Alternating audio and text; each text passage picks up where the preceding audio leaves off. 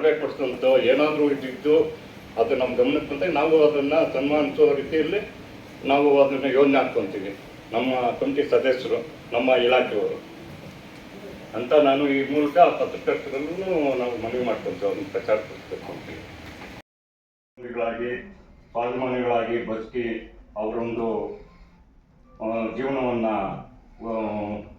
ಉನ್ನತೀಕರಣವಾಗಿ ಬೆಳೆಯೋದಕ್ಕೆ ಈ ಒಂದು ಕಾರ್ಯಕ್ರಮ ಒಂದು ಯಶಸ್ವಿಯಾಗೈತೆ. ಅನ್ನಭಾಗ್ಯ ಅಂದರೆ ಮೊದಲು ಅನ್ನವನ್ನು ತಿನ್ನೋದಕ್ಕೆ ಕೂಡ ಬಡ ಜನರಿಗೆ ಭಾಳ ಕಷ್ಟ ಆಗಿತ್ತು. ಅಂಥ ಒಂದು ಕಷ್ಟದ ದಿನಗಳು ನಮ್ಮ ಈ ಒಂದು ಬದುಕಿನಲ್ಲಿ ಯಾರಿಗೂ ಈ ಥರ ಬರಬಾರ್ದು ಅಂತೇಳಿ ಮುಖ್ಯಮಂತ್ರಿಗಳು ಅನ್ನಭಾಗ್ಯನ ಮೊದಲೇ ಒಂದು ಇದನ್ನು ಮಾಡಿದರು. ಅದೇ ರೀತಿ ಹೆಣ್ಮಕ್ಳು ಒಂದು ಜಾಗದಿಂದ ಇನ್ನೊಂದು ಜಾಗಕ್ಕೆ ವ್ಯಾಪಾರ ಮಾಡೋದಕ್ಕಾಗಲಿ, ವ್ಯಾಸಂಗ ಮಾಡೋಕ್ಕಾಗಲಿ, ಅಥವಾ ನಿತ್ಯ ಕೂಲಿ ಕೆಲಸಕ್ಕೆ ಹೋಗೋದಕ್ಕೆ ಹೆಣ್ಮಕ್ಳು ಪರದಾಡಬೇಕಾಗಿತ್ತು. ಅಂಥ ಒಂದು ಸ್ಥಿತಿಯನ್ನು ಗಮನಿಸಿಕೊಂಡು ಶಕ್ತಿ ಯೋಜನೆ ಅಂತೇಳಿ ಸಾರಿಗೆ ಕರ್ನಾಟಕ ರಾಜ್ಯ ರಸ್ತೆ ಸಾರಿಗೆ ಸಂಸ್ಥೆಯಲ್ಲಿ ಉಚಿತವಾಗಿ ಪ್ರಯಾಣ ಮಾಡಲು ಒಳ್ಳೆಯ ಒಂದು ಯೋಜನೆಯನ್ನು ಅಂದ್ಕೊಂಡಿದ್ರು. ಅದೇ ರೀತಿಯಾಗಿ ಯುವ ನಿಧಿಯಲ್ಲಿ ಯಾರು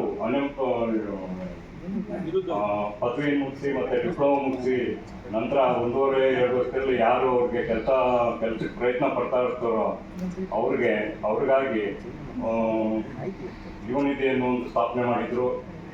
ಅದೇ ರೀತಿಯಾಗಿ ಗೃಹಲಕ್ಷ್ಮಿ ಅಂತ ಸಾರಿ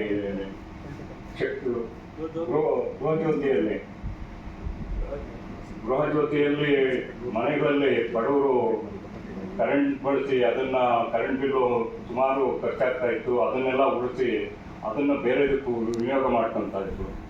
ಆ ದುಡ್ಡನ್ನು ಮತ್ತು ಗೃಹಲಕ್ಷ್ಮಿಯಲ್ಲಿ ಬರೋಂಥ ದುಡ್ಡನ್ನು ಮತ್ತು ಅನ್ನಭಾಗ್ಯದಲ್ಲಿ ಡಿಪೋದಿಂದ ಬರೋಂಥ ದುಡ್ಡುಗಳನ್ನ ಕೂಡಿಸಿ ನಮ್ಮ ಜಿಲ್ಲಾಧಿಕಾರಿಗಳು ಮತ್ತು ಪತ್ರಕರ್ತರು ಜ್ಞಾಪಕ ಮಾಡ್ದಂಗೆ ಸುಮಾರು ಜನ ಹೆಣ್ಮಕ್ಳು ಅವರು ಕೈಯಲ್ಲಾಗಿದ್ದು ಕೆಲವರು ಸಣ್ಣ ಪಣ್ಣ ಅಂಗಡಿಗಳ ವ್ಯಾಪಾರಕ್ಕೆ ಬಂಡವಾಳ ಮಾಡ್ಕೊತಾ ಇದ್ದಾರೆ. ಕೆಲವರು ಹೆಣ್ಮಕ್ಳಿಗೆ ವಾಲೆ ಕೊಡಿಸೋದು, ಮತ್ತು ಇನ್ನೇನಾದ್ರು ಒಂದು ವಸ್ತು ಕೊಡಿಸೋದು, ಸ್ವೀಟ್ಸ್ ಕೊಡಿಸೋದು, ಅಥವಾ ಮಕ್ಕಳಿಗೆ ಯಾರಿಗಾದ್ರೂ ಶಾಲೆಗೆ ಹೋಗೋದಕ್ಕೋ, ಅಥವಾ ಅವ್ರ ಮನೆಯಲ್ಲಿ ಯಜಮಾನರು ಅಥವಾ ಹಿರಿಯರು ಮಕ್ಕಳು ಯಾರಾದ್ರೂ ಶಾಲಾ ಕಾಲೇಜು ಅಥವಾ ಕೆಲಸಕ್ಕೆ ಹೋಗೋಕ್ಕೆ ಯಾವುದೋ ಒಂದು ಬೈಕ್ ಕೊಡಿಸೋದು ಇನ್ಸ್ಟಾಲ್ಮೆಂಟಲ್ಲಿ, ಈ ಥರಕ್ಕೆಲ್ಲ ಬಳಸ್ಕೊತಾ ಇದ್ದಾರೆ. ಕೆಲವರು ಮೊನ್ನೆ ನೋಡಿದರೆ ಪೇಪರ್ಗಳಲ್ಲಿ ಕೊಳವೆ ಬಾವಿ ಕೊಡಿಸಿದ್ರು, 19 ರೂಪಾಯಿ ಹೋಳಿಗೆ ಊಟ ಹಾಕ್ತಿದ್ರು, ಮತ್ತೆ ಮೋಟ್ರ್ ಬೈಕು, ಕೆಲವು ಸ್ವೀಟ್ಸ್ ಕೊಡ್ತಿದ್ರು. ಈ ಥರ ಎಲ್ಲ ಒಂದಲ್ಲ ಒಂದು ರೀತಿಯಲ್ಲಿ ಹೆಣ್ಮಕ್ಳು ಬಳಸ್ಕೊತಾ ಇದ್ದಾರೆ. ಅದು ಆ ಬಳಸ್ಕೊತಾ ಇರೋದಕ್ಕೆ ಎಷ್ಟೋ ಜನ ಹೆಣ್ಮಕ್ಳಲ್ಲಿ ಮತ್ತು ಮನೆಗಳಲ್ಲಿ ಸಂತೋಷ ವ್ಯಕ್ತಪಡಿಸ್ತಾ ಇದ್ದಾರೆ. ಅದಕ್ಕೆ ಕಾರಣ ಈ ರಾಜ್ಯ ಸರ್ಕಾರ, ಮುಖ್ಯಮಂತ್ರಿಗಳು, ಉಪಮುಖ್ಯಮಂತ್ರಿಗಳು ಅಲ್ವಾ. ಮತ್ತು ಇನ್ನೊಂದು ಸಾರಿಗೆ ಇಲಾಖೆಗಳಲ್ಲಿ ಇದರಲ್ಲಿ ಬಡವರು ತರಕಾರಿ ರೈತರು ಬೆಳೆದಂಥ ತರಕಾರಿಗಳನ್ನ ಮತ್ತು ಆ ಡೈರಿಗೆ ಹಾಕಿರೋ ಮಿಕ್ಕಿರೋ ಹಾಲನ್ನ ಟೌನಲ್ಲಿ ತಂದು ಮಾರಬೇಕು ಅಂದರೆ ಅವ್ರಿಗೆ ಸಾರಿಗೆಯಲ್ಲಿ ಉಚಿತವಾಗಿ ಪ್ರಯಾಣ ಮಾಡೋದ್ರಿಂದ, ಮತ್ತು ಇವರು ಪ್ರವಾಸ ದೇವಸ್ಥಾನಗಳಿಗೆ ಮತ್ತೊಂದು ಪ್ರೇಕ್ಷಣೀಯ ಸ್ಥಳಗಳಿಗೆ ಪ್ರವಾಸ ಮಾಡ್ತಾ ಇರೋದ್ರಿಂದ ಅದರಿಂದನೂ ಸ್ವಲ್ಪ ಆದಾಯ ಜಾಸ್ತಿ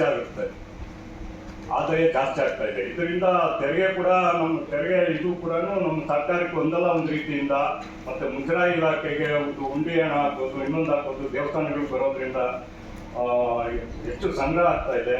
ಅದು ರಾಜ್ಯ ಸರ್ಕಾರಕ್ಕೆ ಅನುಕೂಲವೇ ಆಗ್ತಾ ಇದೆ ಹೊರತಾಗಿ ಬೇರೆ ಇನ್ಯಾವುದು ಲಾಸ್ ಆಗ್ತಾ ಇಲ್ಲ. ಸರ್ಕಾರದಲ್ಲಿ ಈ ಯೋಜನೆಗಳಿಗೆ ಇನ್ನೂ ಬೇಕಾದಷ್ಟು ಹಣ ಇದೆ. ಸರ್ಕಾರ ಎಲ್ಲೂ ಲಾಸ್ ಅಂತೂ ಆಗಲಿಲ್ಲ. ಇದರಿಂದ ಇನ್ನೂ ಸರ್ಕಾರಕ್ಕೆ ಹೆಚ್ಚು ಆದಾಯ ಬರ್ತಿದೆ. ದಯವಿಟ್ಟು ವಿರೋಧಿಗಳು ಇದನ್ನೆಲ್ಲ ಮಾತಾಡೋದು ಬಿಡಬೇಕು.